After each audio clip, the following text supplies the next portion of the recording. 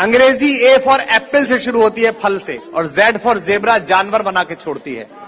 हिंदी ए अनपढ़ से शुरू होती है और गे ज्ञानी बनाकर छोड़ती है। यह भाषा का चमत्कार। अंग्रेजी अंतर्राष्ट्रीय भाषा नहीं है। 200 देश हैं, उनमें से सिर्फ 14 देशों में अंग्रेजी चलती है, बाकी कहीं अंग्रेजी नहीं। फ्रांस में फ्रेंच है, जर्मनी में जर्मन है, रूस में रशियन है, जापान में जापानीज है, चीन में चाइनीज है, हॉलैंड में उनकी अपनी भाषा है, डेनमार्क में डेनिश है। सब देशों की अपनी भाषाएं हैं। अंग्रेजी सिर्फ उन्हीं देशों में है जो अंग्रेजों के गुलाम थे।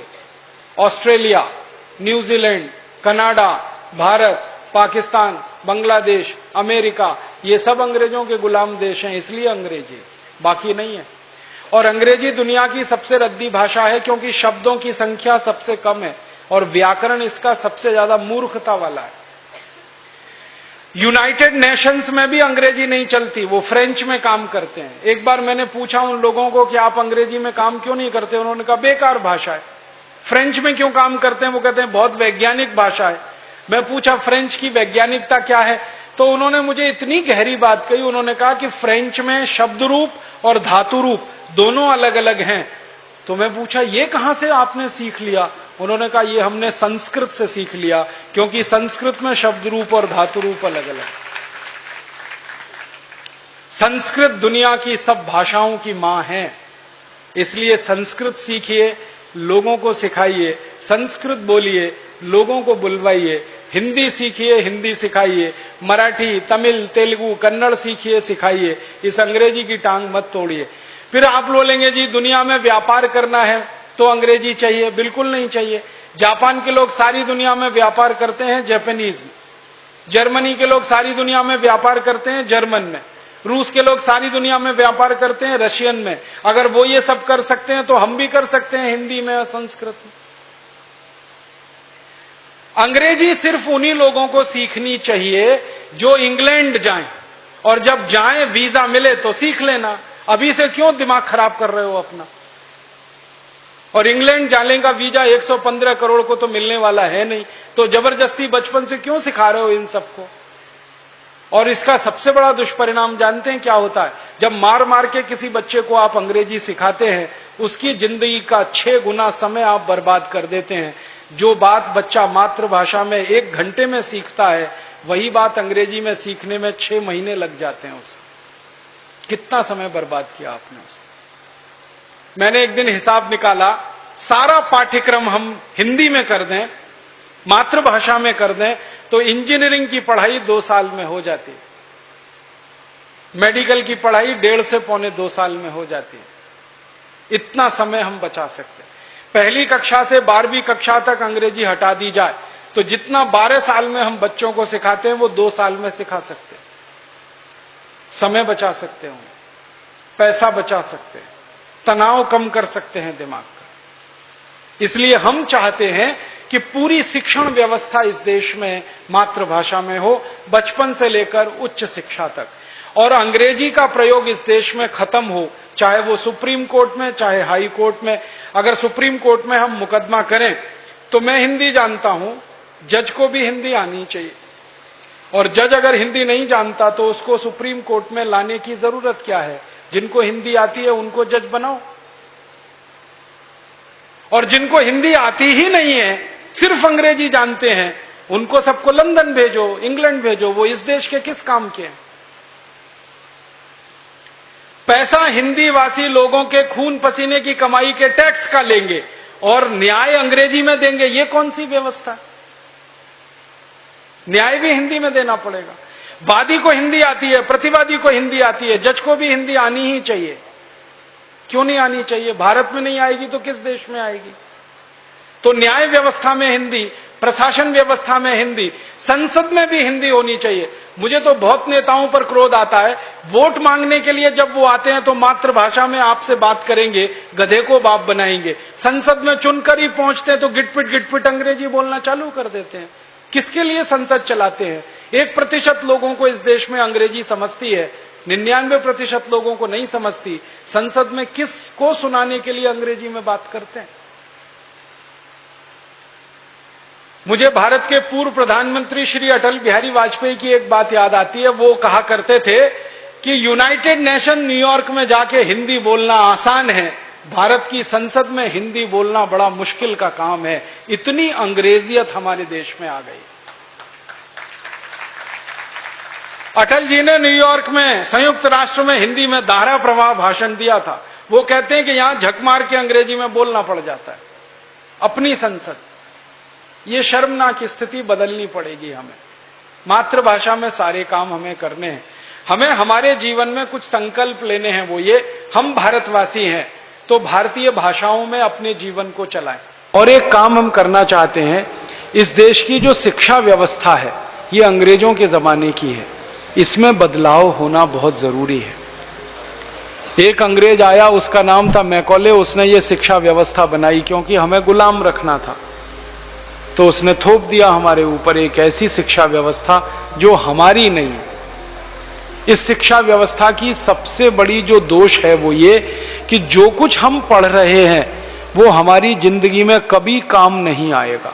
वो पढ़ रहे हैं, मैंने पढ़ाई की है और आज मैं ईमानदारी से कहता हूं कि जितना पढ़ा है उसका 5% भी काम में नहीं आया। और मेरी तरह सबका यही हाल है। बहुत कुछ ऐसा पढ़ा जो काम का ही नहीं है। मैंने पढ़ाई की x + y² = x² + 2xy + y²। पढ़ाते हैं ना बच्चों को, मॉडर्न अलजेब्रा पढ़ाते हैं। बहुत पढ़ा मैंने ये। अब मैं सोचता हूं कि इसका करूं क्या मैं, काम तो नहीं आया मेरे। एक बार मैंने मेरे गणित के अध्यापक को कहा कि आपने मुझे x + y² पढ़ाया, खूब रटाया। मैंने रटा, इम्तिहान में लिखा, 100 में से 99 नंबर भी लाया, लेकिन काम तो नहीं आया वो। तो टीचर कहता, यार काम तो मेरे भी नहीं आया, मुझको किसी ने पढ़ाया, मैंने तुमको पढ़ाया, काम नहीं आ रहा, उसको क्यों पढ़ा रहे हो? फालतू दिमाग खराब करने के लिए। इतना रद्दी कुछ हमें पढ़ाया गया, काम का नहीं है।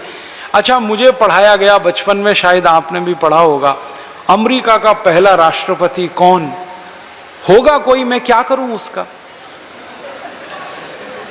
कोई होगा, ठीक है, क्या करूं? काम का तो नहीं है मेरे वो। मान लो मुझे मालूम है अमेरिका का पहला राष्ट्रपति जॉर्ज वॉशिंगटन, तो क्या होगा इससे? मैं सब्जी खरीदने गया और सब्जी वाले को मैंने कहा, देखो मुझे मालूम है अमेरिका का पहला राष्ट्रपति जॉर्ज वॉशिंगटन था। वो सब्जी देगा क्या? कोई एक काम मेरी जिंदगी का इससे हो जाए तो आप बताओ, अमेरिका के पहले राष्ट्रपति। अब मुझे दुख क्या है कि मेरी पढ़ाई में मुझे ये तो मालूम है अमेरिका का पहला राष्ट्रपति कौन, लेकिन ये नहीं मालूम कि मेरे घर का पहला पिता कौन, मेरे कुल का पहला पिता कौन। मैं अपने पिता का नाम जानता हूं, उनके पिता का नाम जानता हूं, उसके आगे पीढ़ी के नाम ही नहीं मालूम मुझे।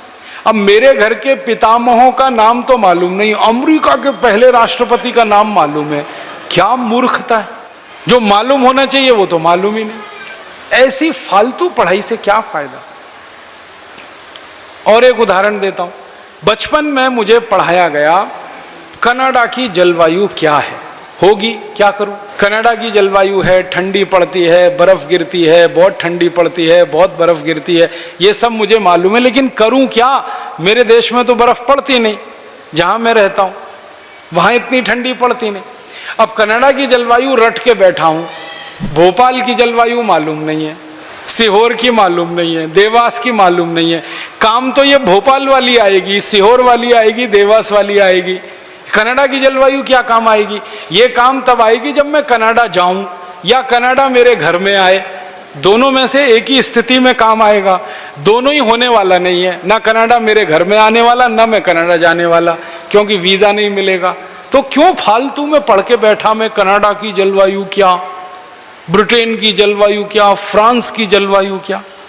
हमने अंतरराष्ट्रीय ज्ञान तो बहुत ले रखा है और स्थानीय ज्ञान कुछ भी नहीं है हमको। अपनी नदियों के नाम नहीं मालूम, अपने तालाबों के नाम नहीं मालूम, अपने देश की जलवायु का पता नहीं। दुनिया भर का ज्ञान लेके फिरते हैं खोपड़े में, कुछ काम का नहीं है, बेकार है। मैं आपको कहना यह चाहता हूं कि जो स्थानीय ज्ञान होता है, लोकल नॉलेज, जिंदगी में हर पल वही काम आता है। तो पढ़ाई में वही ज्ञान हमें मिलना चाहिए। फालतू पढ़ाई का कोई मतलब नहीं है। हमें सरकार को बाहर लाना है इस गुलामी से, क्योंकि अंग्रेजी भाषा हमारी मातृभाषा नहीं है, अंग्रेजों द्वारा थोपी गई भाषा है, जबरदस्ती हमारे ऊपर लादी गई भाषा है, जिसने हमारी पूरी वैज्ञानिकता को ढक दिया है, हमारे बुद्धि विकास को पूरी तरह से रोक दिया है। आप 2 बच्चों के ऊपर परीक्षण करके देख लीजिए, एक बच्चे को बचपन से अंग्रेजी सिखाना और पढ़ाना शुरू कर दीजिए और दूसरे को मातृभाषा में सिखाना और पढ़ाना शुरू कर दीजिए, जितनी कुशाग्र बुद्धि मातृभाषा वाले की होगी अंग्रेजी वाले की नहीं होगी। एक आईक्यू टेस्ट होता है ना, इंटेलिजेंट क्वेस्ट का टेस्ट, इंटेलिजेंसी क्वेस्ट और इंटेलिजेंटी कोशंट जब इंटेलिजेंसी का नापा जाता है वो सबसे ज्यादा मातृभाषा वाले विद्यार्थियों का ही निकलता है, अंग्रेजी भाषा के विद्यार्थियों का कभी नहीं निकलता। और मैंने हिंदुस्तान में एक सूची बनाई है कि जिन्होंने अंग्रेजी भाषा में पढ़ा है वो कहाँ पहुँचे हैं और जो मातृभाषा से पढ़कर आए हैं वो कहाँ पहुँचे हैं। इस देश के जो अर्थव्यवस्था के चोटी पर बैठे हुए लोग, नुस्ली वाडिया परिवार, ऐसे 72 परिवार हैं इस देश में। इन 69 परिवारों के शीर्ष पर जो लोग बैठे हुए हैं सब मातृभाषा के पढ़े हुए लोग हैं। कोई गुजराती में पढ़ा है, कोई तमिल में पढ़ा है, कोई तेलुगु में पढ़ा है, कोई कन्नड़ में पढ़ा है, कोई हिंदी में पढ़ा है, कोई पंजाबी गुरुमुखी में पढ़ा है और शीर्ष पर पहुंचा है। और आपको सुनकर हंसी आएगी कि अंग्रेजी भाषा में जो पढ़े हुए लोग हैं वो इन मातृभाषा वालों के नीचे 10-10 हजार रुपये की नौकरी कर रहे हैं, 15-15 हजार रुपये के नौकर हैं। ऑक्सफोर्ड से पढ़कर आए, कैम्ब्रिज से पढ़कर आए, वो इनके नीचे नौकरी पर हैं, 10,000 की, 15,000 की, 20,000 की, 25,000 की। मालिक जो हैं कंपनियों के, जिन्होंने एम्पायर खड़ा किया है, साम्राज्य खड़ा किया है, वो तो सब मातृभाषा वाले लोग हैं। इसी तरह वैज्ञानिकों की सूची बनाई है मैंने, आप हैरान हो जाएंगे, चोटी के सारे वैज्ञानिक इस देश में 1% अपवाद को छोड़कर सारे चोटी के वैज्ञानिक इस देश में मातृभाषा के स्कूलों में पढ़कर निकले इस देश में। आपको तो सबसे बड़ा उदाहरण देता हूं, हमारे पूर्व राष्ट्रपति डॉक्टर एपीजे अब्दुल कलाम, जिन्होंने मिसाइल बनाने के क्षेत्र में इस देश को आत्मनिर्भर बनाया और जिन्होंने इस देश में परमाणु बम का परीक्षण करवाया श्री अटल बिहारी वाजपेयी के ज़माने में। उनकी बुद्धि का कमाल देखो कि परमाणु बम का परीक्षण हो गया और अमेरिका जैसे देश को पता ही नहीं चला। अमेरिका के जासूसी करने वाले सैटेलाइट हैं, हमारे स्पेस के ऊपर अमेरिकन सैटेलाइट 1-1 मिनट की जासूसी करते हैं। हम यहाँ बैठे हैं और इतना बड़ा समूह है, इसकी जासूसी वो कर लेते हैं। वो अमेरिकी वैज्ञानिकों को डॉक्टर एपीजे अब्दुल कलाम की बुद्धि ने ऐसा चकराया कि वो कहीं और व्यस्त थे और यहाँ परमाणु बम के परीक्षण पर परीक्षण हो गए और अमेरिका वाले हैरान परेशान कि भारत के लोग इतने होशियार कैसे हो गए। ये होशियारी पता है कहाँ से आई? अब्दुल कलाम की तमिल बुद्धि में से ये होशियारी निकली। इस देश में सबसे पहला सुपर कंप्यूटर जिस वैज्ञानिक ने बनाया, डॉक्टर विजय भटकर, वो पूरी तरह से मराठी भाषा से पढ़कर निकले हुए वैज्ञानिक हैं। आपको मालूम, एक जमाना था कि हमारे पास सुपर कंप्यूटर नहीं था। हमारे देश के प्रधानमंत्री श्री राजीव गांधी अमेरिका गए थे सुपर कंप्यूटर मांगने के लिए। अमेरिका ने मना कर दिया कि हम सुपर कंप्यूटर किसी को नहीं बेचते, क्योंकि हम हमारी लेटेस्ट टेक्नोलॉजी किसी को नहीं दे सकते। राजीव गांधी अपना सा मुंह लेके वापस चले आए। डॉक्टर विजय भटकर और उनकी टीम ने राजीव गांधी को कहा कि आप हमको थोड़ा समय दीजिए और थोड़ा सा पैसा दीजिए, हम आपको सुपर कंप्यूटर अमेरिका से भी बेहतर बना कर देंगे।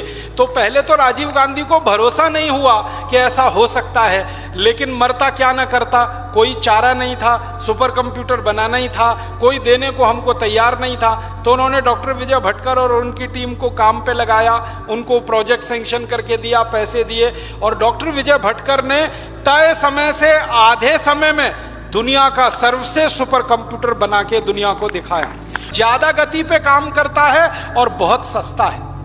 और भारत ने उसी सुपर कंप्यूटर के मॉडल पर आज तक 50 से ज़्यादा सुपर कंप्यूटर बनाए और दुनिया के दूसरे देशों को बांट दिए, जो वहाँ के यहाँ उन देशों में काम कर रहे हैं। कनाडा का पूरा मौसम विज्ञान का विभाग भारतीय सुपर कंप्यूटर पे चलता है। आपको मालूम है ये बात? कनाडा जैसा आधुनिक देश, कनाडा जैसे दुनिया के 20 देशों में भारत के सुपर कंप्यूटर लगे हैं। और ध्यान दीजिएगा, डॉक्टर विजय भटकर मूलतः मराठी भाषा के विद्यार्थी हैं और मराठी के साधारण स्कूल से पढ़कर निकले हैं। साधारण स्कूल समझते हैं म्युनिसिपैलिटी का, साधारण तमिल स्कूल में पढ़कर निकला हुआ बच्चा इस देश में कोई सर्वश्रेष्ठ मिसाइल बनाने की तकनीकी का निर्माता हो सकता है, परमाणु बम बनाने की तकनीक का निर्माता हो सकता है। हमारे देश के एक और बड़े वैज्ञानिक हैं प्रोफेसर MGK मेनन, उनकी पूरी शिक्षा व्यवस्था मलयालम में हुई, 12वीं तक पूरा मलयालम में पढ़े हैं और इस देश के सर्वश्रेष्ठ चोटी के वैज्ञानिकों में उनकी गिनती है। प्रोफेसर स्वामीनाथन, जिनका नाम सारी दुनिया जानती है कृषि के क्षेत्र में, वो मूलतः अपनी मातृभाषा के तमिल के स्कूल में पढ़कर निकले हुए व्यक्ति हैं और आज सारी दुनिया उनके विद्वता का लोहा मानती है। जो कॉन्वेंट में से और पब्लिक स्कूलों से अंग्रेजी माध्यम से पढ़े हुए जो बच्चे निकले ना, वो वैज्ञानिक नहीं बने, वो साइंटिस्ट नहीं बने, क्योंकि मूल बुद्धि चलती ही नहीं है, क्योंकि अंग्रेजी में आप सोच नहीं सकते हैं, क्योंकि मातृभाषा आपकी अंग्रेजी नहीं।